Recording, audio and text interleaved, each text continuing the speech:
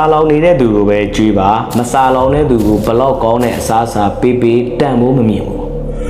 မတင်ယူခြင်းတဲ့သူကိုဘလောက်ကောင်းတဲ့အကြံဉာဏ်တွေပေးပေးနားမဝင်ဘူးဥပမာပြောရရင်ဆရာတယောက်ရှိတယ်သူ့မှာလမ်းညွှန်ပေးခြင်းစိတ်ရှိတယ်အတွေ့အကြုံကောင်းတွေလည်းရှိတယ်အဲ့ဒီအတွက်လူငယ်2ယောက်ကိုသင်ပေးတယ်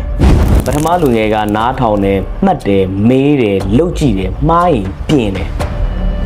ဒုတိယလူငယ်ကနားထောင်တယ်လို့လုပ်တယ်ဒါပေမဲ့မလုပ်ဘူးနောက်မှလုပ်မယ်ပြောတယ်အကြောင်းမျိုးပြတယ်စင်ကျင်ပေးတယ်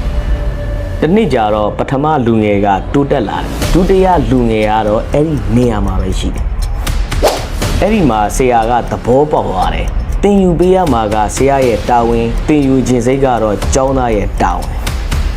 မစားတဲ့သူကိုထမင်းကျွေးရင်ထမင်းတန်ဖိုးပါကြားတတ်တယ်စားလောင်နေတဲ့သူကိုထမင်းကျွေးရင်အသက်ပါကဲတတ်တယ်အဲ့ဒါကြောင့်ကိုယ့်ရဲ့အချိန်ကိုလိုအပ်တဲ့သူစီပေးပါကိုယ့်အတွေ့အကြုံကိုတန်ဖိုးထားတဲ့သူစီပေးပါကိုယ်လမ်းပြမှုကိုလမ်းလျှောက်ခြင်းတဲ့သူစီပေးပါ